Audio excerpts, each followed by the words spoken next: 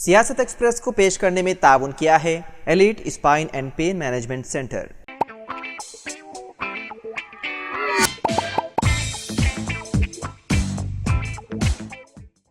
अस्सलाम वालेकुम नाज़रीन, सियासत एक्सप्रेस में आपका इस्तकबाल है। मैं हूं मोहम्मद शौकत। आइए नाज़रीन, दिन भर की खबरों पर मुश्तमिल हमारे इस खास बुलेटिन पर डालते हैं एक सरसरी नज़र। हैदराबाद के कपड़ों के शोरूम में कपड़ों की खरीदारी के दौरान एक नौजवान की दिल का दौरा पड़ने से हो गई मौत। ये अफसोसनाक वाक़या कपड़ों की खरीदारी के दौरान पेश आया। तफसीलात के मुताबिक हैदराबाद के कोकटपल्ली हाउसिंग बोर्ड कॉलोनी के प्रगति नगर के करीब एक अंडरगारमेंट शोरूम में कपड़े खरीदने के दौरान 37 साल के प्रवीण गौड़ नामी नौजवान दिल का दौरा पड़ने से गिर गया और उसकी मौत हो गई। ये वाक़या शोरूम में लगे CCTV कैमरे में कैद हो गया।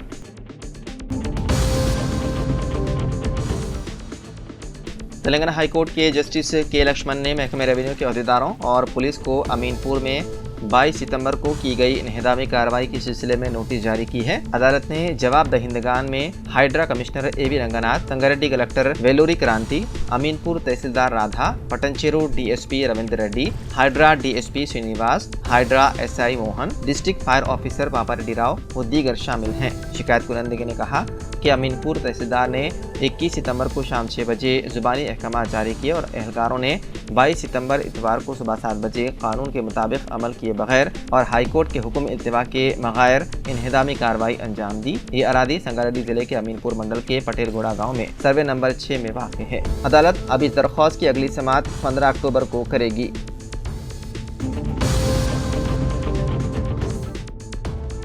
रियासती वज़ीर P श्रीनिवास रेड्डी और चीफ सेक्रेटरी A शांति कुमारी ने आज कलेक्टरों के साथ वीडियो कॉन्फ्रेंस में कहा कि रियासत में फैमिली डिजिटल कार्ड्स के इजरा के लिए जारी माह 3 अक्टूबर 2024 से पायलट प्रोग्राम के तहत तजुर्बाती सर्वे किया जा रहा है। उन्होंने मजीद कहा कि फैमिली डिजिटल कार्ड्स का सर्वे शहरों और शहरी इलाकों की तोसी, LRS दरख्वास्तों का तेजी से हल और डबल बेडरूम मकानात की अलाटमेंट के लिए अहल इस्तिफादा कुनंदगान का इंतखाब जैसे उमूर पर तवज्जो दी जाएगी। वज़ीर ने हिदायत दी है कि हर असेंबली हल्के में 2 गाँव में तजुर्बा सर्वे किया जाएगा, जबकि शहरी हलकों के लिए 2 वार्ड्स या डिवीजन मुंतखब किए जाएंगे। घर घर मुआयना करने की जरूरत पर जोर देते हुए उन्होंने कहा कि सर्वे को 8 अक्टूबर 2024 तक मुकम्मल कर लिया जाए। सदर TPCC B महेश कुमार गौड़ व MLC ने हाइड्रा के खिलाफ कायद अपोजिशन लोकसभा राहुल गांधी को कारगुजार सदर KTR की जानिब से इरसाल करदा मकतूब पर रद्दअमल जाहिर करते हुए कहा कि हाइड्रा के क़याम से राहुल गांधी का कोई ताल्लुक नहीं और ना ही राहुल गांधी ने हाइड्रा कायम करने की वज़ीर आला को हिदायत दी थी। हाइड्रा का ताल्लुक रियासती हुकूमत से है और इस सिलसिले में रियासती असम्बली में बाकायदा तमाम अपोजिशन जमातों की तायीद से कानून मंजूर किया गया। दरअसल हाइड्रा की तश्कील से BRS कायदीन बौखलाहट का शिकार हो गए हैं, क्योंकि मूसा नदी के तास में और तालाबों और झीलों में ज्यादातर BRS कायदीन के कब्जे और गैर मजaz तामीरात हैं। वाज़ेह है कि साबिक़ वज़ीर KTR ने हाइड्रा के तहत मकानात की मसमारी के पसे पर्दा राहुल गांधी के होने का इल्ज़ाम आयद किया था।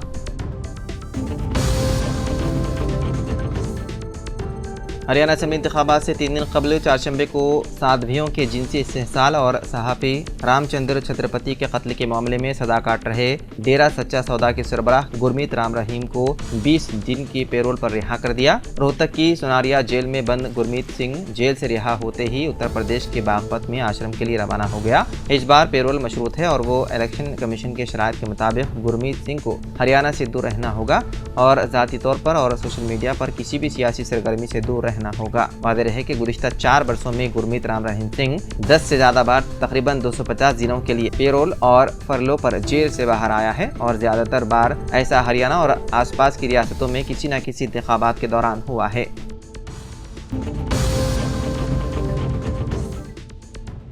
हैदराबाद टाउन पुलिस ने एक 70 साल शख्स गंगन्ना के खिलाफ एक मुकदमा दर्ज कर लिया। इल्ज़ाम है कि उस शख्स ने इलाके में मकानात के इन्हदाम के खिलाफ एहतजाज के दौरान वज़ीर आला रेवंत रेड्डी के खिलाफ मुबैना तौर पर बदकलामी की। गंगन्ना ने कॉलोनी के कई दीगर रिहायशों के साथ एहतजाज के दौरान खुलकर अपनी मायूसी का इजहार किया। रेवंत रेड्डी के तईं सख्त जुबान इस्तेमाल की, जिसके नतीजे में पुलिस ने उसके और कॉलोनी के चंद दीगर रिहायशों के खिलाफ मुख्तलिफ दफ़ात के तहत केस कर लिया दर्ज।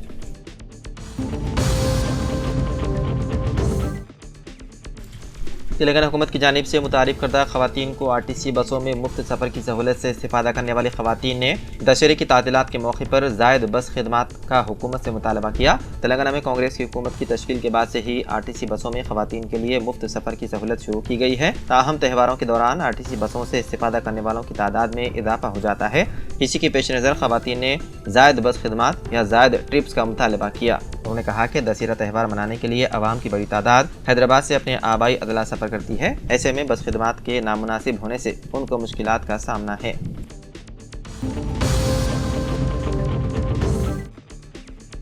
तेलंगाना के गवर्नर जिष्णु देव वर्मा ने एक ऑर्डिनेंस को मंजूरी दी है जो हाइड्रा को वसी इख्तियारात फराहम करता है। ऑर्डिनेंस हाइड्रा की तरफ से आगे बढ़ाने वाली तमाम सरगर्मियों को कानूनी हिमायत फराहम करता है। तवक्को है कि ऑर्डिनेंस को आइंदा असेंबली इजलास में पेश और पास किया जाएगा। उस वक्त तक ऑर्डिनेंस हाइड्रा के लिए कानूनी तहफ़्फ़ुज़ के तौर पर काम करेगा। म्यूनसिपल एडमिनिस्ट्रेशन सेक्रेटरी एम दाना किशोर की वजाहत के बाद ऑर्डिनेंस को हतमी मंजूरी मिल गई। साबिक़ वज़ीर और बीजेपी के सरंगकोट असेंबली हल्के के उम्मीदवार मुश्ताक अहमद बुखारी चारशंबे की सुबह पूंछ में वाक़ अपनी रिहाइशगाह पर इंतकाल कर गए। वो 75 बरस के थे और उनके पसमानदगान में 2 बेटियां और 1 बेटा शामिल हैं। ज़राए के मुताबिक मुश्ताक बुखारी की तबीयत कुछ वक्त से ठीक नहीं थी और चारशंबे की सुबह वो अपनी रिहाइशगाह पर बेहोश हो गए और गालिबन हरकत क़ल्ब बंद होने के बाइस इंतकाल कर गए। तेलंगाना जम्मू कश्मीर के साबिक़ वज़ीर आला उमर अब्दुल्ला, महबूबा मुफ्ती और बीजेपी जम्मू कश्मीर यूनिट के सदर रविंदर रैना ने मुश्ताक बुखारी के इंतकाल पर गहरे रंज व गम का किया इजहार।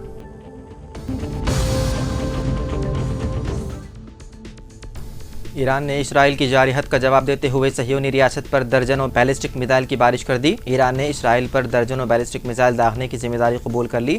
ज़राए ने इसराइली फ़ौज के हवाले से कहा कि ईरान ने इसराइल पर मिसाइल फायर कर दिए हैं और इसराइल ने अपने शहरियों से कहा कि वो मिसाइल हमले से बचने के लिए पनाहगाहों में चले जाएं। इसराइली फ़ौज ने दावा किया है कि ईरान से इसराइल की जानिब कम अज़ कम 102 मिसाइल फायर किए गए हैं, जिसके बाद मकबूदा बैतुल मुक़द्दस में सायरन बजने लगे। इसराइली मीडिया के मुताबिक ईरान से इसराइल की जानिब कम अज़ कम 400 मिसाइल फायर किए गए।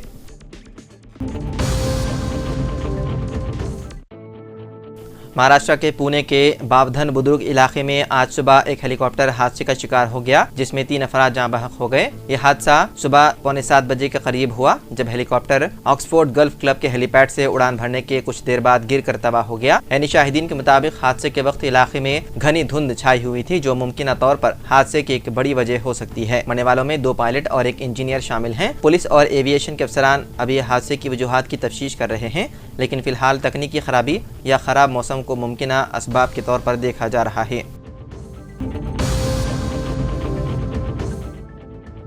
ईरान की जानिब से इसराइल पर मिसाइल दागे जाने के बाद फ़लस्तीन की गाज़ा और लिबनान की बेरूत में शहरियों की जानिब से जश्न मनाया जा रहा है। नौजवान अल्लाह अकबर के नारे लगा रहे थे और खुशी से झूम रहे थे। रिपोर्ट के मुताबिक मिसाइल हमलों के बाद लिबनान के दारुल हुकूमत बेरूत में आतिशबाजी की गई और गाज़ा में भी शहरी जश्न मनाते हुए सड़कों पर निकल आए। इसराइली फ़ौज के मुताबिक ईरान की जानिब से सैकड़ों मिसाइल फायर किए गए। ईरान के फिदाई हमले के बाद पूरे इसराइल में सायरन की आवाज़ें गूंजने लगी और शहरियों से शेल्टर होम में रहने की ख्वाहिश की गई। कमिश्नर पुलिस हैदराबाद सीवी आनंद ने मजहबी जलसों में डीजे के इस्तेमाल पर पाबंदी आयद कर दी है, जो कि एक काबिल तहसीन इक़दाम है। उनको चाहिए कि वो शहर के शादी खानों का भी रुख करें और फंक्शन हॉल्स के औकात में तब्दीली लाकर बिगड़े हुए माहौल को बेहतर बनाने की कोशिश करें। ज़राए के मुताबिक इन दिनों शादी खानों में रात देर गए तक तकारीब हो रही है और बाद औकात तो सुबह 4 बजे तक तकारीब चलती है। रक़्स व मौसीकी और आतिशबाजी से शादी खानों के करीब घरों में रहने वालों की नींद हराम हो जा रही है। बच्चों की तालीम मुतासिर हो रही है और जो लोग बीमार हैं और ख़ास तौर पर दिल के मरीज हैं, उनकी सेहत को संगीन खतरा लाहक है। कमिश्नर पुलिस को चाहिए कि वो इस जानिब भी खास तवज्जो दें। शादी खानों को 1 बजे शब बंद कर देने और तकारीब बर्खास्त कर देने के अहकाम जारी करें।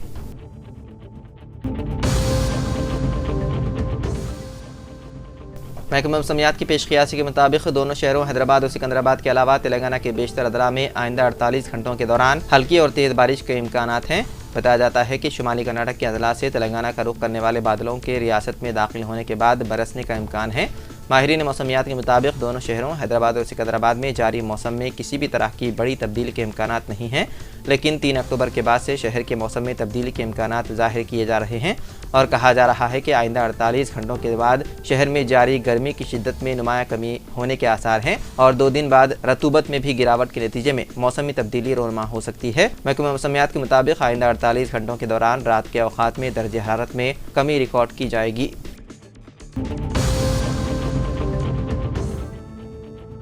रवां साल का दूसरा और आखिरी सूरज ग्रहण 2 अक्टूबर की दरमियानी शब होगा। महकमा मौसमियात के मुताबिक 2 और 3 अक्टूबर की दरमियानी शब सूरज ग्रहण लगेगा, मगर सूरज ग्रहण का मुशाहिदा हिंदुस्तान और पाकिस्तान में नहीं देखा जा सकेगा। महकमा मौसमियात के मुताबिक जुनूबी और शुमाली अमेरिका व अंटार्कटिका में सूरज ग्रहण देखा जा सकेगा। महकमे ने बताया है कि हिंदुस्तानी मियारी वक्त के मुताबिक सूरज ग्रहण का आगाज 2 अक्टूबर को रात 9:13 पर होगा और 3:17 पर इख्तिताम पजीर होगा। हिंदुस्तान में ये किसी भी मकाम से नजर नहीं आएगा। तो नाज़रीन, सियासत एक्सप्रेस में फ़िलहाल इतना ही। मज़ीद ख़बरों के लिए आप देखते रहिए सियासत टीवी। फ़िलहाल मुझे दें इजाज़त। खुदा हाफिज़।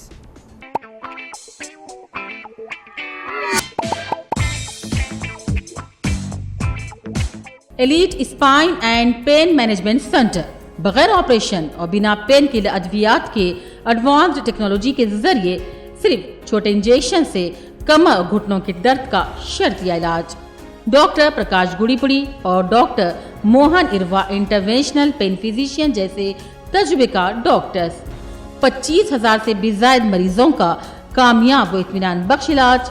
राबिता कीजिए elite spine and pain management centre, Manikunda और दिलसुख नगर, हैदराबाद।